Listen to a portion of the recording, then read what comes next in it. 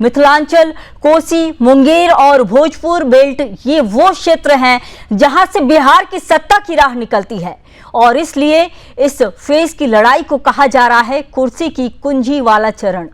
पहले चरण में महागठबंधन और एनडीए दोनों ने पूरी ताकत झोंकी हुई है। एक तरफ नीतीश कुमार अपनी सियासी साख बचाने में जुटे हैं तो वहीं दूसरी तरफ तेजस्वी यादव अपने भविष्य का पासा पलटने की कोशिश में है।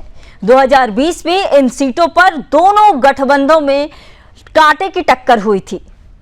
महागठबंधन को 61 सीटें मिली थी जबकि एनडीए ने 59 पर कब्जा जमाया था, लेकिन इस बार समीकरण बदल चुके हैं।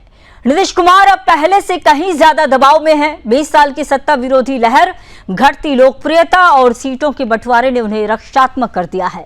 वहीं बीजेपी इस बार फ्रंट फुट पर है और पूरा फोकस है नीतीश से ज्यादा सीटें, नीतीश से ज्यादा ताकत पर। पहले चरण में नीतीश सरकार के 16 मंत्रियों की अग्नि परीक्षा है। 11 बीजेपी के और 5 जेडीयू के मंत्री अपनी अपनी सीटों से मैदान में हैं। यानी नीतीश सरकार की रीढ़ पर अब जनता का फैसला होगा। दूसरी तरफ तेजस्वी यादव भी कम दबाव में नहीं है। राघोपुर से तीसरी बार मैदान में उतर रहे तेजस्वी को अब सिर्फ अपनी सीट नहीं बल्कि पूरा महागठबंधन बचाना है। 2020 में कांग्रेस और वाम दलों की हार ने तेजस्वी को सत्ता से दूर रखा था। इस बार वे चाहते हैं पहले चरण में ही मोदी नीतीश को झटका, लेकिन सियासत इतनी आसान नहीं क्योंकि अब मैदान में चिराग पासवान भी हैं, उपेंद्र कुशवाहा भी हैं, मांझी और यहां तक कि जन स्वराज पार्टी के उम्मीदवार भी। हर कोई वोट बैंक काट रहा है, यानी सियासी महाभारत में हर योद्धा खुद को अर्जुन साबित करना चाहता है। इस बार पहले चरण में जेडीयू की लड़ाई सबसे कठिन बताई जा रही है। 57 सीटों में से 36 सीटों पर आरजेडी से सीधी जंग है। 13 सीटों पर कांग्रेसी और 7 सीटों पर माले से 2-2 हाथ। जाहिर है नीतीश कुमार के लिए यह चुनाव सिर्फ सत्ता नहीं बल्कि अस्तित्व का चुनाव बन चुका है। बिहार के पहले चरण में इस जंग में तय होगा कि क्या नीतीश कुमार फिर से मुख्यमंत्री की कुर्सी बचा पाएंगे या फिर तेजस्वी यादव सिंहासन के और करीब पहुंच जाएंगे। 6 नवंबर को मतदान होगा, फैसला जनता के हाथों में है, लेकिन इतना तय है इस बार का पहला चरण ही सत्ता का फैसला करेगा।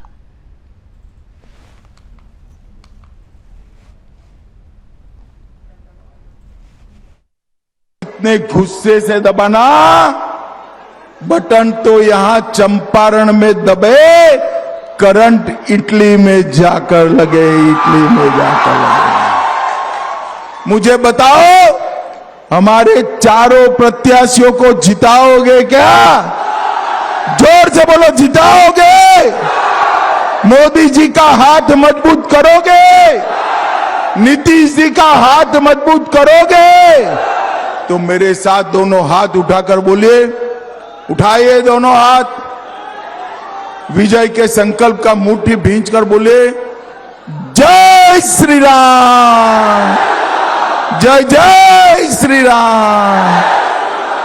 जय पर खड़ा था, आज वो हमारा भारत जंप लेकर दुनिया के देशों में 4थे स्थान पर आकर खड़ा हो गया है मेरे बहनों भाइयों। और आज मैं विश्वास दिलाकर जा रहा हूं, नहीं होगा तो आपके बीच नहीं आऊंगा। और केवल मैं ही यह विश्वास नहीं दिला रहा हूं, दुनिया की मानी जानी फाइनेंशियल फर्म्स, वित्तीय संस्थाओं ने यह दावा किया है कि भारत जितनी तेजी के साथ आगे बढ़ रहा है, अभी सच्चाई को कोई नकार नहीं सकता है कि 2 साल के बाद, 2 साल के अंदर ही यह भारत धन दौलत के मामले में दुनिया के देशों में 3रे स्थान पर आकर खड़ा हो जाएगा। कभी सोचा था क्या? कभी सोचा था क्या? आज आ रहा है कि नहीं आ रहा है? बिहार की तस्वीर बदल रही है कि नहीं बदल रही है? अगर बिहार की तस्वीर बदल रही है तो 6 तारीख को आपने बिहार की तकदीर भी बदलनी है, उसको भी आपने ध्यान में रखना है। और इसलिए आपने स्थिरता लानी है, नीतीश जी का साथ देकर के ताकत देनी है, मोदी जी का आशीर्वाद मिलेगा। अब देखिए, इंटरनेट की बात कीजिए, मैं याद दिलाता हूं, अंधकार याद दिलाता हूं ताकि उजाला याद रखना। आप लोग आज से 20 साल पहले अपना मोबाइल भी चार्ज कराने के लिए जनरेटर वाले के पास जाते थे और 10 रुपए देते थे। मैं सही बोल रहा हूं कि गलत बोल रहा हूं? सही बोल रहा हूं कि गलत बोल रहा हूं? मोबाइल को चार्ज कराने के लिए जनरेटर वाले के पास जाते थे, 10 रुपए देकर के चार्ज कराते थे। घर में बिजली नहीं होती थी। आज बताइए 23 से 24 घंटा गांव गांव बिजली है कि नहीं है? जरा जोर से बोलिए, है कि नहीं है? और आप बताइए आज इंटरनेट है कि नहीं है? इंटरनेट है कि नहीं है? बिहार के अंदर एनडीए की सरकार नीतीश कुमार जी के नेतृत्व में बनाई। पिछले 20 वर्ष में नीतीश कुमार जी के नेतृत्व में सुशासन की सुदृढ़ आधारशिला खड़ी की गई। बिहार में विकास होता हुआ दिखाई दे रहा है। आज बिहार में क्या नहीं है? पिछले 5 वर्ष में बिहार के अंदर लगातार कार्य हुए, लगातार कार्य चल रहे हैं। सड़क की कनेक्टिविटी है, रेल की कनेक्टिविटी है, एयरपोर्ट बन रहे हैं, वाटरवे के निर्माण को युद्ध स्तर पर आगे बढ़ाया गया है। अब बिहार में बनने वाला कोई भी उत्पाद, बिहार में पैदा होने वाली कोई भी वेजिटेबल, कोई भी खाद्यान्न और बिहार में पैदा होने वाला मखाना अब वैश्विक मार्केट में जाएगा तो हमारे अन्नदाता किसान और हमारा व्यापारी ज्यादा मुनाफा कमाने का काम करेगा। गरीबों में बांटने का काम करते हैं तो उसकी चिढ़ इनके पार्टनर समाजवादी पार्टी की लोग बिहार के अंदर भाषण के माध्यम से, बयानों के माध्यम से निकालने का काम कर रहे हैं। लेकिन उत्तर प्रदेश का बुलडोजर थमने वाला नहीं है, वह डरने वाला भी नहीं है। अब तो बिहार भी माफिया के खिलाफ यही कार्रवाई करेगा। हमें बिहार की धरती को ज्ञान की धरती के रूप में पुनर्स्थापित करने की दिशा में किए जाने वाले कार्यों को आगे बढ़ाना है। बिहार के विकास को भारत के विकास के साथ जोड़ करके आगे बढ़ाना है। बिहार के नौजवानों के लिए बिहार के अंदर ही नौकरी और रोजगार की सुविधा उपलब्ध करवानी है। तो इसी पर चर्चा करने के लिए मेरे साथ जुड़ चुके हैं सभी गेस्ट। अरविंद कुमार जुड़ चुके हैं बीजेपी से प्रवक्ता। अरविंद जी, आपका बहुत स्वागत है। साथ ही मेरे साथ जुड़ चुके हैं विशाल यादव, कांग्रेस से प्रवक्ता हैं। आपका भी विशाल जी बहुत स्वागत है। साथ ही दिनेश पाल जुड़ चुके हैं, आरजेडी से प्रवक्ता हैं। आपका भी दिनेश जी बहुत स्वागत है। अमित कार्तिकेय जुड़ चुके हैं। अमित कार्तिकेय जनसुराज से प्रवक्ता हैं। अमित जी, आपका भी बहुत स्वागत। साथ ही राजनीतिक विश्लेषक जिया खान जुड़ चुके हैं। जिया साहब, आपका भी बहुत स्वागत है। तो सबसे पहला सवाल मेरा अरविंद जी आपसे है कि क्या लगता है कि आज चुनाव प्रचार प्रसार तो थम गया है, लेकिन विकास बनाम वंशवाद की जो लड़ाई जो है और सभी आपके जो बड़े जो नेता हैं वो यही भाषणों में कहते हुए नजर आए, तो इसकी समझ क्या बिहार की जनता को हो चुकी है और इसका फायदा क्या इस बार बीजेपी को मिलेगा, एनडीए को मिलेगा इस बार? संगीता जी, देखिए, बिहार का निश्चित तौर से चुनाव देश के लिए रोचक होता है जी, होनी भी चाहिए जी। और सबसे ज्यादा रोचक ये है, पूरी दुनिया देख रही है कि जो हम 20 साल में बिहार में एनडीए सरकार ने काम किया है उस काम पर कितनी मोहर लगी जी। और हमारा भी यही मानना है। हम किसी अन्य मुद्दों पर जनता के बीच नहीं जा रहे। चर्चाएं होती है, लेकिन हमारा मुख्य मुद्दा है कि हमने जो बिहार में 20 साल में जो विकास किया, जो हमें 2005 में बिहार मिला था जी, उससे हम जिस जगह पर हमने पहुंचाया है जी, ये हमारी उपलब्धि है और ये हमने काम किया है। और आने वाला जो समय है, हम 5 साल में बिहार को एक समृद्ध बिहार के रूप में बनाएंगे, यह हमारा संकल्प है। आप हमारा मैनिफेस्टो भी अगर देखे होंगे तो हमारा मैनिफेस्टो में भी इन्हीं बातों का जिक्र है क्योंकि जो हम कहते हैं वो करते हैं। अरविंद जी, मैनिफेस्टो किसका सबसे ज्यादा काम आ रहा है, जनता के बीच कितना पहुंच चुका है मैनिफेस्टो आपका, ये तो फिलहाल आने वाले समय में ही पता चल जाएगा। 6 तारीख को पहले चरण का मतदान भी होना है। तो सीधे मैं रुक करूंगी विशाल जी के पास। विशाल जी, ये बताइए कि बिहार में जिस तरह से कांग्रेस अब जो है, जैसा कि देखा जा रहा है कि आरजेडी की बी टीम बन चुकी है, क्या कांग्रेस का कोई खुद का चेहरा या विजन बचा है क्या आपके पास? देखिए संगीता जी, पहले तो आपके सभी दर्शकों और साथी का स्वागत करता हूँ। नई बात कांग्रेस पार्टी का, तो कांग्रेस पार्टी का चिंता आप करना छोड़ दीजिए, बीजेपी और अपनी स्टूडियो का चिंता कीजिए, ज्यादा अच्छा रहेगा। बिहार में महागठबंधन की सरकार बनेगी और कांग्रेस पार्टी की अहम भूमिका रहेगी, और कांग्रेस पार्टी की भूमिका ही थी कि भाजपा के सबसे बड़े नेता प्रधानमंत्री जी को प्रधानमंत्री मोदी जी को पटना जैसे इलाका में रोड शो करना बनता है। ये कांग्रेस पार्टी की, ये कांग्रेस पार्टी। तो प्रधानमंत्री मोदी नहीं जा सकते हैं क्या पटना में, रोड शो नहीं कर सकते हैं क्या, मनाही है क्या प्रधानमंत्री मोदी के लिए? तो मैं मना कहा कर रहा हूँ, प्रधानमंत्री मोदी आप बोल रहे हैं ना पटना में रोड शो किए, पटना में इनके 2 सीट थे, पटना में इनके 2 सीट थे, एक सीट पार्टी हमने मोदी से छीन लिया, अब पटना में इनके 4 सीट है, चारों सीटों पर भाजपा के जब करना, ये मोदी जी के रोड शो ने कटघटा कर दिया। जब लोकसभा में रोड शो किए तो एक सीट हमने छीन लिया, विशाल जी, मेरा सवाल था कि आपका विजन क्या है? आप तो मोदी के खिलाफ ही बोलने लग गए। मैं आपके विजन की बात कर रही हूँ कि बिहार में आपका विजन क्या है? आप मोदी के खिलाफ ही बोलने लग जाएंगे, आप योगी के खिलाफ बोलेंगे, आप अमित शाह के खिलाफ बोलेंगे, आप बीजेपी के खिलाफ। आप अपना विजन बताइए ना। आज चुनाव प्रचार प्रसार थम गया है, आप इसको लेकर बताइए कि आप लोग का विजन क्या है? आने वाले समय में बिहार की जनता को क्या फायदा मिलेगा कांग्रेस, अगर वहां पर कांग्रेस को सीट मिलता है तो? बिल्कुल, अब सुनने का सुनने का प्रयास कीजिए। बिल्कुल सुनने का प्रयास कर रही हूँ, लेकिन बिल्कुल कांग्रेस पार्टी का विजन बिल्कुल पानी की तरह साफ है। अच्छा। हमारा मैनिफेस्टो तेजस्वी प्रण आता है और तेजस्वी की बैठ कर उसके बारे में लोगों को बताते हैं। नीतीश कुमार और जेडीयू और एनडीए का मैनिफेस्टो आता है, मात्र 25 सेकंड में नीतीश जी को वहां से निकाल कर भगा दिया जाता है। हमारा मैनिफेस्टो पढ़ाई, दवाई और कार्रवाई की बात करता है, और इनका मैनिफेस्टो कहता है किसी को पोलिंग बूथ पर वोट डालने मत जाने देना। अगर कोई पोलिंग बूथ पर वोट डालने जाएगा तो बाहर से गेट बंद कर देना। हमारा मैनिफेस्टो कहता है एक भी वोट टूटे ना, एक भी वोट कटे ना, एक भी वोट रुके ना, हर वोट को पोलिंग बूथ पर पहुंचाओ और हर वोट को पोलिंग बूथ पर जाओ। इनका वोट कहता है पोलिंग बूथ जाने मत दो। केंद्रीय मंत्री है, मोदी जी के चहेते हैं और जेडीयू के सर्वे करवा है, वो पटना में आगे कहते कि गरीबों को वोट डालने मत दो।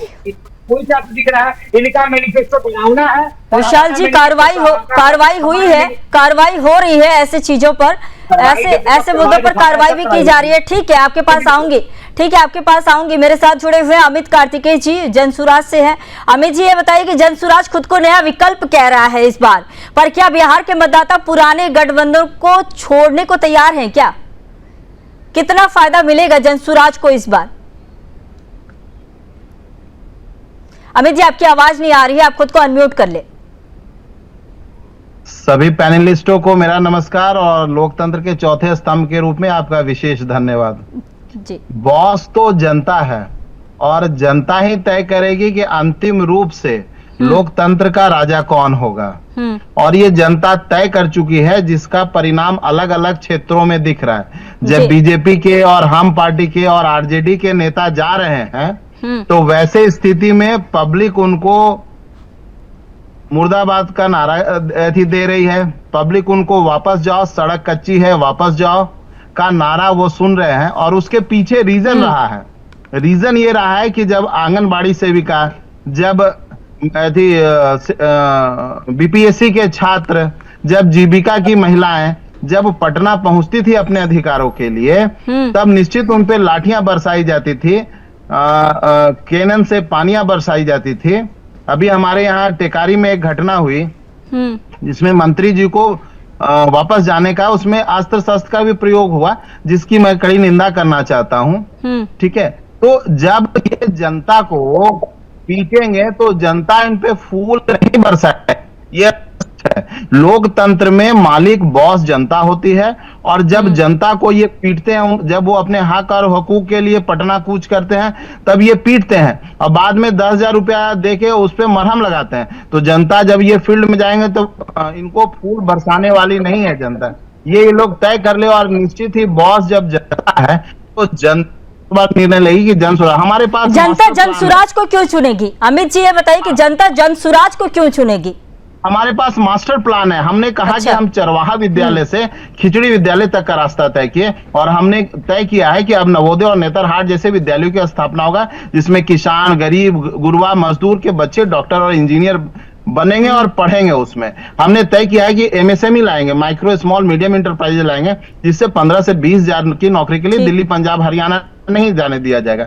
हमने तय किया है कि जितनी भी समस्याएं हैं, उस समस्याओं का मूल कारण जो है वो निश्चित रूप से धन होता है, आय होता है, और आय के लिए सर्विस सेक्टर को डेवलप करने की बात कही है। हमने कहा है कि इस महंगाई में जहां किसी राज्य का किसी राज्य का जो बजट है वो 7 लाख करोड़ है, हमारा 3,17,000 करोड़ है, तो हम निश्चित हैं उसको दुगना करने की बात करेंगे, तब बिहार का विकास होगा। और उसके ठीक है, बहुत सारे वादे अपनी जनता से किए हैं, आने वाला समय बताएगा कि आपको जनता कितना वोट देती है। तो सीधे मैं रुक करूंगी, मेरे साथ आरजेडी के प्रवक्ता भी बने हुए हैं। आपसे मेरा ये सवाल है कि जैसा कि आप लोग कह रहे हैं कि तेजस्वी यादव बदलाव की बात लगातार आपके सभी नेता कर रहे हैं, तेजस्वी यादव भी लगातार कर रहे हैं बदलाव की बात, लेकिन लोग अभी भी, बिहार की जो जनता है वो अभी भी जंगल राज नहीं भूली है। तो किस तरह से इन चीजों पर इस बार आरजेडी ने कार्य किया, क्या लग रहा है कितना बेनिफिट मिलेगा इस बार? संगीता झा जी, पहले तो मैं जब जुड़ा तो इंट्रो आपका देखा कार्यक्रम का जी, तो उसमें 5-6 नेता का बयान सुना, जिसमें राजनाथ सिंह जी थे, मोदी जी, शाह जी, योगी और नड्डा साहब, 5 भाजपा के ही नेता और 5 बिहार के बाहर के नेता। तो पता नहीं आप बिहार पे डिबेट कर रही हैं, बिहार के बाकी पार्टियों को मिला कर रही हैं, या भाजपा के आयातित जो बाहर के गुजरात में फैक्ट्री लगाते हैं और यहाँ विक्ट्री परिणाम आते हैं उनके ऊपर कर रहे हैं। तो आप संतुलन दिनेश जी, आप बिहार से बाहर नहीं जाते हैं? नहीं, आप बिहार कल को अगर किसी और राज्य में चुनाव होंगे तो आप प्रचार प्रसार के लिए नहीं जाएंगे? हर नेता जाता है, दूसरे राज्यों में भी जाता है, क्यों आपके आरजेडी के नेता बंगाल में चुनाव होगा तो बंगाल में नहीं जाते हैं क्या? किसी अगर यूपी में चुनाव होगा नहीं जाते? आप लोग बाहर की बातें इस तरह से क्यों आप लोग करते हैं? सुनिए संगीता जी, सुनिए आपसे जो सवाल किया गया वो बता दीजिए। बिहार में और अरे आप ही की तरह आप जो कहेंगे वही आप बोलेंगे। बिहार में और भी पार्टियां और भी नेता है, आपको क्यों नहीं दिखता उनका बयान? आपको केवल भाजपा के बिल्कुल, हमारे दूसरे शो में हम जरूर चलाते हैं। इस वक्त जिसको चलाने की थी चलाई गई। आपसे पूछ के तो हम नहीं करेंगे ना दिनेश जी। अगर आपके पास अगर जवाब है तो जवाब दे दीजिए ना, आप इधर उधर की बातें क्यों कर रहे हैं? देखिए, आपके हजारों सवाल का जवाब देने के लिए मैं हाँ, ठीक है, बस सवाल का जवाब दीजिए। आपने कांग्रेस के प्रवक्ता साथी से सवाल किया जी कि कांग्रेस आरजेडी की बी टीम है क्या? आपने भाजपा आपने क्यों नहीं कहा कि भाजपा जदयू की बी टीम है क्या? अरे भाई, समन्वय एक पार्टी सब बराबर है, सहमति जनाधार आपको बुरा लग गया क्या? नहीं, आप किस सब लोग बुरा लग जाएगा? जो भी एक समान व्यक्ति देखेगा तो समझ में आ जाएगा क्या पत्रकारिता करती हैं आप। दूसरी अच्छा, आपसे सीखूंगी क्या पत्रकारिता? आप जैसे लोग को सिखाना पड़ेगा, हम लोग को नहीं सीखेंगे तो। यही जो आप लोग का रवैया है ना, इसी वजह से बिहार की जनता आपको नकारती है, यही वजह है। आप टीवी स्क्रीन पर बैठकर तो आप मर्यादा में बात नहीं कर पा रहे हैं। आप पहले मर्यादा में बात कर लीजिए, अगर आपके पास जवाब है तो जवाब दे दीजिए, नहीं तो कोई बात नहीं। आपको पता नहीं है, बिहार की जनता पिछले 2020 के विधानसभा चुनाव का आंकड़ा उठा के देख लीजिए, सबसे बड़ी पार्टी हमारी थी, सबसे अधिक हमारे वोट प्रतिशत थे, और इस बार भी आप लिख के रख लीजिए कहीं, सबसे बड़ी पार्टी होगी हमारी और सबसे अधिक वोट प्रतिशत होगा, और इस बार हम सरकार बनाने जा रहे हैं, क्योंकि हम उनके मुद्दों की बात कर रहे हैं। 2020 के विधानसभा के चुनाव में हमने जिन जो मुद्दों के साथ हमने चुनाव मैदान में गया, अगर बीच में मौका मिला 17 माह का सरकार में आने का, तो नौकरी देने का भी काम किया गया, जातिगत सर्वेक्षण हुआ, आरक्षण का विस्तार किया गया। वही भाजपा के लोग आरक्षण को रोके रह गए, 9वीं अनुसूची में शामिल नहीं किए। जो लोग 11 नवंबर 1978 को कर्पूरी जी ने बिहार में जब पहली बार न्याय करने की कोशिश की, आरक्षण लागू किया, तो उनकी कुर्सी छीन ली, उनकी गाली दी जनसंघियों ने। 1990 में 7 अगस्त को जब बीपी मंडल साहब ने आरक्षण ओबीसी लागू किया देश में, इन्हीं भाजपाइयों ने सत्ता से उनको हटा दिया, उनकी कुर्सी छीन ली, समर्थन वापस ले लिया। और आज बिहार के भी आरक्षण को यही नहीं बात पाई उन लोग का। बिहार के लोग अपने हक अधिकार के लिए वोट देंगे कि बाहर के जो आके नफरत बोल रहे हैं, जो बौखलाए हुए नेता है, आप बताइए जरा, देश का प्रधानमंत्री आकर कटुता की बात कर रहा हो और एक बगल के मुख्यमंत्री, पड़ोस के राज्य का मुख्यमंत्री जो अपने राज्य का, जिससे व्यवस्था नहीं सुधर रहा है, जो अपराध में, हत्या और अपराध और अपहरण के मामले में एनसीआरबी के आंकड़ों के अनुसार टॉप में है, जो नौकरी नहीं दे पा रहा है, वह बिहार में आकर ज्ञान बांट रहा है, उलूल जुलूल शब्दों का प्रयोग कर रहा है, उसको बंदर दिख रहे हैं नेता लोग। उसके बाद आप यहाँ 2008 में बंदोपाध्याय कमेटी ने रिपोर्ट दी थी नीतीश जी को, नीतीश जी की कमेटी गठित थी भूमिहीनों को जमीन देने के लिए। आज तक नीतीश कुमार जमीन नहीं दे पाए। हम जमीन देने जा रहे हैं भूमिहीनों को, ताकि जमीन पे अपना मकान बना सकें, अपना गुजर बसर कर सकें। वो काम करने जा रहे हैं। बिहार के आपको पता होगा, विकास की बात कर रहे थे, आज बिहार सबसे गरीब राज्य है। प्रति व्यक्ति आय बिहार में सबसे कम है। बिहार की शिक्षा व्यवस्था सबसे बदहाल है, ड्रॉप आउट रेट सबसे खराब, सबसे अधिक बिहार में है। ठीक है, आप बिहार की आज सोच रहे हैं, बहुत अच्छा लग रहा है दिनेश जी सुनकर, लेकिन जब आपकी सरकार थी तब आप लोगों ने बिहार के लिए कितना सोचा? सीधे मैं रुक करूंगी, मेरे साथ राजनीतिक विश्लेषक जुड़े हुए हैं। जिया साहब, मेरा आपसे सवाल है कि इस बार के चुनाव में कौन सा मुद्दा निर्णायक रहने वाला है, क्या लगता है आपको? का बहुत बहुत शुक्रिया मुझे इस चर्चा में शामिल करने के लिए जी। और सभी विद्वान पैनलिस्ट को गुड इवनिंग एंड जय हिंद। जहां तक आपका सवाल है, मैं उससे पहले एक छोटी सी बात रखना चाहता हूं। जब इस बिहार इलेक्शन में जब जो मुझे पहला मौका आपके चैनल में बात करने का मिला था, तो उसमें मैंने वो फोन चार्ज करने की एक छोटी सी बात कही थी, और आज आदरणीय नड्डा जी भी वही जनरेटर से रिचार्ज वाली बात को अपनी स्पीच में बोल रहे थे, और उन्होंने उसको एक बहुत बड़ा मुद्दा बनाया है जी। देखिए, इस बार का जो चुनाव है वो कई मायनों में थोड़ा सा अलग है। इस बार क्या है कि थोड़ा सा जाति के ऊपर जीविका और समीकरण से ज्यादा संवेदना, ये कुछ ऐसे मुद्दे हैं जो जनता के बीच में चल रहे हैं। और इस चुनाव में जन सुराज को भी काफी हद तक इसका क्रेडिट जाता है कि उन्होंने जातिगत और जो दूसरे और क्षेत्रीय समीकरण के अलावा जो उन्होंने एक रैशनलिज्म पॉलिटिक्स की शुरुआत की है और जनता को हक और अधिकार देने की बात की है, और इस मुद्दे को उन लोगों ने बहुत अच्छे से इसको उठाया भी है। तो इसका क्रेडिट तो इनको जाता है कि उन्होंने जनता को बहुत एक व्यापक स्तर पर सोचने का मौका दिया कि आप सिर्फ सरकार नहीं बना सकते, आप सारे अधिकार जो आपको ये झेलना पड़ता है, खास तौर से बिहार जैसे प्रदेश के लिए माइग्रेशन एक बहुत बड़ा मुद्दा है। और मैं भी उत्तर प्रदेश से ताल्लुक रखता हूं, तो उत्तर प्रदेश और बिहार में ये एक बहुत समस्या है माइग्रेशन की, और इसको लेकर हर तरफ इसकी अब चर्चा भी होने लगी है कि एक बड़ा मुद्दा है, इसको सुलझाना चाहिए। जन सुराज पार्टी को इसका क्रेडिट जाता है, लेकिन इसके साथ ही चूंकि जो आरजेडी और महागठबंधन है, ये एक बड़ी पार्टी के रूप में है और इनका बहुत बड़ा वहां का कैडर भी है, तो एक विकल्प के रूप में इनसे भी जनता को बड़ी उम्मीदें हैं। और ये चुनाव जो है, अभी तक पूरे तरीके से देखा जाए तो सुशासन वर्सेस जंगल राज को बहुत बड़ा मुद्दा बनाकर पेश किया जा रहा है इस चुनाव में जी। और जहां तक बीजेपी के प्रवक्ता का सवाल है, उन्होंने बहुत अच्छी बात कही है कि नीतीश जी को जब ये प्रदेश मिला था और आज जो बिहार की हालत है वो बहुत संवरा हुआ प्रदेश उनको मिला है, और कई मायनों में बहुत व्यापक स्तर पर बदलाव हुए हैं, और डेवलपमेंट के पॉइंट ऑफ व्यू से भी बिहार बहुत सुधरा है।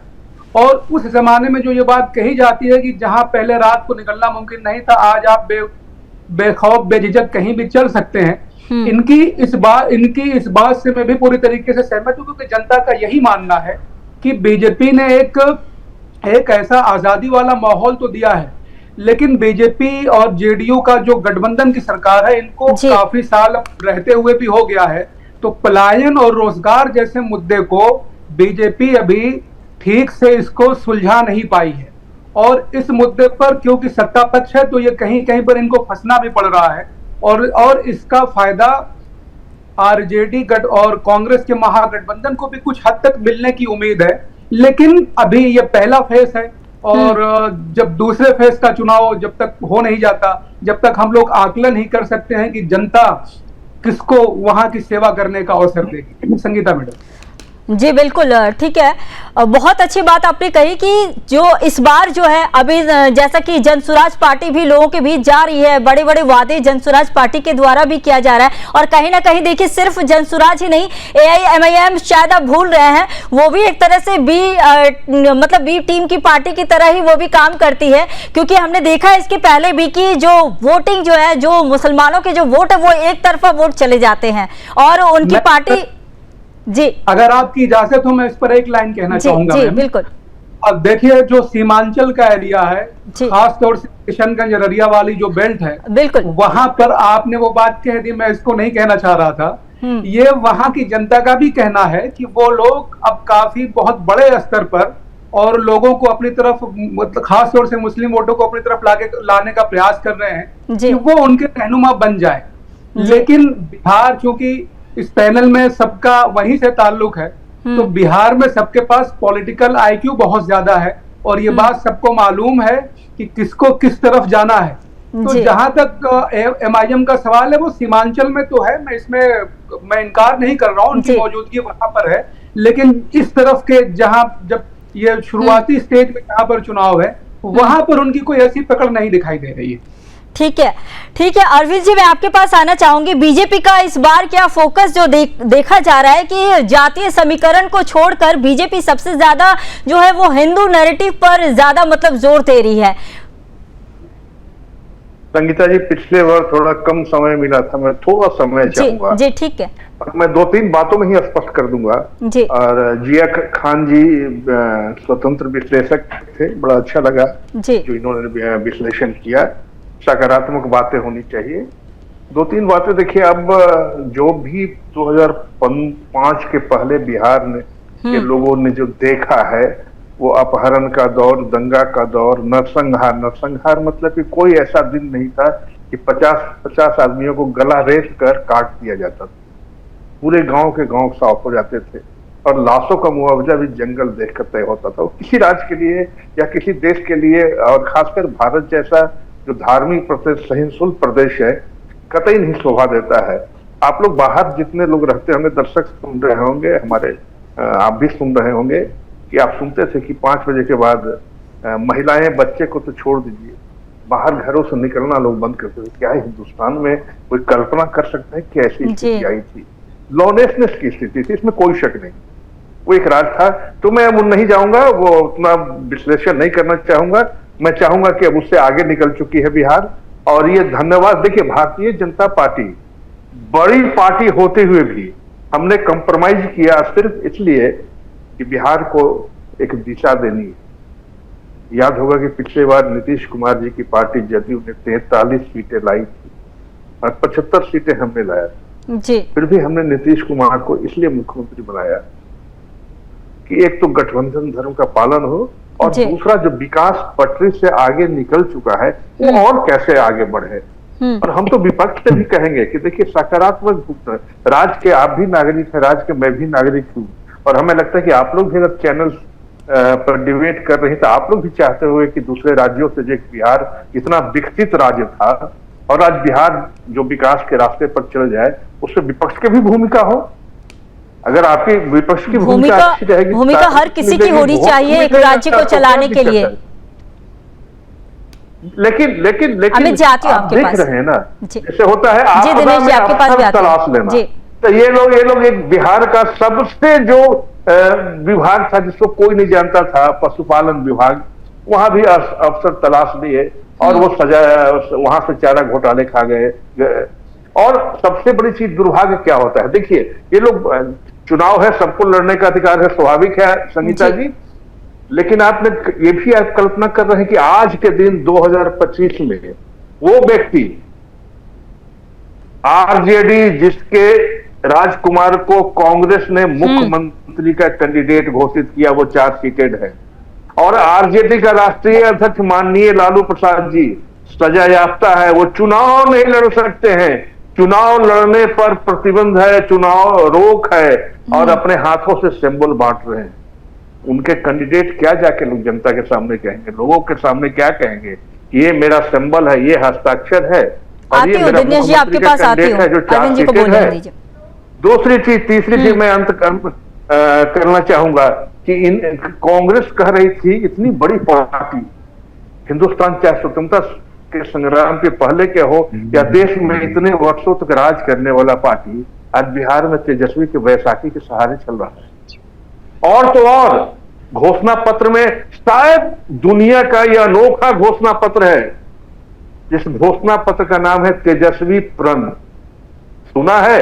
एक भी हिंदुस्तान का किसी घोषणा पत्र में आप बता दें कि जो पार्टी चार्ज सीटेड है, सजायाफ्ता जिसके राष्ट्रीय अध्यक्ष और उस पार्टी का प्रण है, तो क्या प्रण होगा ये जनता समझ रही है। तो निश्चित तौर पे ठीक है अरविंद जी, जवाब ले लेती हूँ दिनेश जी से। दिनेश जी, हाँ दिनेश जी, हम बस मैं एनडीए के हमारा जो मैनिफेस्टो है वो विकास किए हैं और विकास करेंगे। सुन लीजिए भाजपा के जी बिल्कुल बिल्कुल, हमने तो कहा सकारात्मक बातें होनी चाहिए, विपक्ष सकारात्मक रहेगी तो क्या दिक्कत है, हमें कोई दिक्कत नहीं है। सुनिए मैं बड़ा ध्यान से सुना आपको, आप प्रवचन दे रहे थे, बड़ा ध्यान से मैंने सुना। आपके उप मुख्यमंत्री सम्राट चौधरी क्या है, सामूहिक हत्या के अभियुक्त। आपका गृह मंत्रालय को कहा कोर्ट ने तरीपार तक कहा। आप सहिष्णु की बात कर रहे थे, मोदी जी के कार्यकाल में गुजरात दंगा हुआ, आप सहिष्णु की बात कर रहे हैं। आपके नेता बिहार में आके मुस्लिमों को टारगेट कर रहे हैं, आप सहिष्णु की बात कर रहे हैं। जब सबका साथ सबका विकास की बात करते हैं, 17% मुस्लिम को एक टिकट नहीं दिया, आप किस सहिष्णुता की बात कर रहे हैं। और आप कह रहे हैं 5 से पहले 5 बजे के बाद नहीं निकलते थे, 5 बजे के बाद बिहार के आप किसी गांव में जाइए, लोग बाहर दरवाजा में सोते थे चरपाई निकाल के, कहीं कोई बेहतर नहीं था। जिसकी रंजिश होती थी, जिसका कोई झगड़ा होता था, उसकी होती थी। उससे ज्यादा हत्या अपहरण आज हो रही है। आज आपको एनसीआरबी के आंकड़ा के अनुसार बिहार दूसरे नंबर पर है, यूपी पहले नंबर पर है। और 2025 सीआरबी के आंकड़े के अनुसार 2025 में प्रति माह 239 हत्याएं हो रही हैं। और चुनाव के दौरान में आपका जिस तरह से अनंत सिंह जो आपका प्रत्याशी है, उसने जिस तरह से क्रूरता से दुलार चंद की हत्या की है, उसके 4 बुजुर्गों को अभी भी गिरफ्तार की गई है। उसके बाद लल्लन सिंह जैसा नेता जदयू का, वो जाके कह रहा है कि हर आदमी अनंत सिंह बनो, यानी हर आदमी हत्यारा बनो, सताई से घूमो। इतना ही नहीं, अनंत सिंह भी कह रहा है जाके कि किसी को वोट देने मत निकलने दो विरोधी को। चुनाव आयोग कहाँ है? आप एक ASI पासवान जी की गलाडत की हत्या हो गई सिवान में 2 दिन पहले, भोजपुर में कुशवाहा बाप बेटा की हत्या हो गई। अरे भाई कहाँ है आप? बालिका गृह कांड, 34 बच्चियों का गैंग रेप किया गया। उसी मंजू वर्मा जो नीतीश कैबिनेट में मंत्री थी, उसके बेटे को आपकी गठबंधन में टिकट मिला हुआ है। आप क्या बात कर रहे हैं? ऐसा कुछ नहीं था, आप लोग का गढ़ा हुआ प्रोपेगेंडा है। और उस समय लालू जी ठीक है, जवाब मैं अरविंद जी से ले लेती हूँ। अरविंद जी आती हूँ, अमित जी आपके पास, इसके बाद आपके पास ही आती हूँ। और कुछ नहीं है। ठीक है अरविंद जी, बेहतर बिहार देने आप लोगों ने बिहार को बदहाल बना दिया। लेकिन दिनेश जी आरोप ये भी लगते हैं कि सत्ता में जैसे ही महागठबंधन की सरकार आती है तो अपराध और अपहरण की खबरें बढ़ जाती है। अच्छा संगीता, मैं 2 लाइन में इनका जवाब देता हूँ। पहली बात, सरकार में आए हैं, 15 में भी आए थे, परसेप्शन बननी चाहिए। अनंत सिंह हमारे एनडीए के कैंडिडेट हैं और उनके खिलाफ केवल FIR हुआ। ठीक है अरविंद जी को पहले बोल लेने दीजिए। नहीं आपको मैं बताऊंगी, मैं बता रही हूँ। ठीक है अरविंद जी को पहले बोल लेने दीजिए। जवाब देता हूँ। आपके समय में क्या होता था? अपहरण होती थी, फिरौती होती थी, एक अन्य मन के मुख्यमंत्री निवास था, वहां से निगोसिएशन होता था। हमारे यहाँ अगर अनंत सिंह का सिर्फ नाम आया है, देखिए मैं पेशे से पटना उच्च न्यायालय में सीनियर काउंसिल हूँ, अधिवक्ता हूँ, तो मैं लीगल जुरिस्प्रूडेंस को समझता हूँ, क्रिमिनल जुरिस्प्रूडेंस को समझता हूँ। और पोस्टमार्टम रिपोर्ट में काउज ऑफ डेथ क्या आया है? पेट में कार्डियक अरेस्ट, और पेट में ये करने से। एनीवे, फिर भी FIR हुआ, नामजद अभियुक्त हुए, सरकार ने क्या किया? आज वो तलाकों के पीछे है। क्या बात कर रहे हैं आप? आज वो तलाकों के पीछे हैं। सुनिए, हम न फंसाते हैं और न बचाते हैं। हमारा यही राज है कि कानून अपना काम करता है। आज अनंत सिंह खुले घूम रहे हैं, मैं भारी नाम गिनवा दो। ठीक है अमित जी बहुत देर से बोलना चाह रहे हैं। 1 मिनट अमित जी। एक एनडीए है और एक महागठबंधन है, एक मेरे दाएं है एक बाएं है जी, और एक ने नरसंहार के माध्यम से राज्य की जनता का गला काटा है और दूसरे ने भ्रष्टाचार के माध्यम से राज्य के जनता का पॉकेट काटा है। काटे तो दोनों हैं, इसमें कहीं कोई शक नहीं है। अलग अलग तरीके से काटे हैं, लेकिन काटा दोनों ने है। और इस बार निश्चित ही जनता उनको इस तरह से काटेगी मतों से कि दोनों में से कोई उड़ नहीं पाएंगे। एक क्या करते हैं, जब सरकार में आते हैं तो डोमिसाइल लागू कर देते हैं और बिहार जैसे सबसे बेरोजगार वाले राज्यों में एमपी और यूपी के लड़कों को नौकरी मिलती है, और जब सत्ता से बाहर जाते हैं तो कहते हैं हम डोमिसाइल लागू करेंगे। अरे भाई, रोजगार पे बात करने वाले लोग डोमिसाइल लागू करते, जब आप सत्ता में थे तब डोमिसाइल लागू क्यों नहीं किया? जब सत्ता से बाहर गए तब डोमिसाइल डोमिसाइल चिल्ला रहे हैं। इसको इस बात का 35 साल में बिहार तब भी सबसे अंतिम पायदान पे था, तब भी बीमारू राज्य था, पलायन में भी तब भी था। इन्होंने 35 साल में दोनों ने मिलके अंतिम पायदान पे ही रखा है बिहार को। बिहार को मजदूरों का राज्य बना दिया है। कांग्रेस के मंत्री जो है मुख्यमंत्री रेवंत रेड्डी कहते हैं कि भाई बिहार के एक आखिरी सवाल है अमित जी आपसे कि बिहार में जाति की राजनीति को तोड़ने का दावा आप किस तरह से कर रहे हैं? छोटा सा जवाब दीजिएगा, समय की कमी है।